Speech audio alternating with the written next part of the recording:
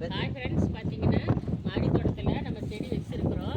அந்த செடியெல்லாம் வந்து வளர்ந்துருக்குது. அதனால வந்து அதில் இருக்கிற மண்ணெல்லாம் வந்து சத்தெல்லாம் அதுக்குள்ள இருக்கிற சத்துக்களெல்லாம் கம்மியாயிடும். ஏன்னா மண் கொஞ்சம் தானே இருக்குது அதுங்களுக்கு. அப்படிங்கிறதுனால நம்ம வந்து கொஞ்சம் எக்ஸ்ட்ரா வந்து செம்மண்ணு நம்ம சேர்த்திக்கிட்டோம்னா அதுக்கு இன்னும் கொஞ்சம் சத்து நல்லா கிடைக்கும். நம்மளுக்கு வச்ச செடியெல்லாம் நல்லா வளரும் பாருங்கள். அதுக்காக வேண்டி நம்ம வந்து கற்பூரவள்ளி செடி, அப்புறம் பூச்செடி, அது என்ன செடியோ தெரியல, பூச்செடி, அப்புறம் தக்காளி செடி, அப்புறம் அந்த பக்கம் இருக்கிறது கீரை, மயில் கீரை, அப்புறம் மணி பிளான்ட்டு, அப்புறம் அது வாசத்து செடி, எல்லா செடிகளுக்கும் நம்ம கொஞ்சம் கொஞ்சம் நம்ம வாங்கிட்டு வந்து செம்மண்ணில் கலந்து போட்டுக்கலாம்.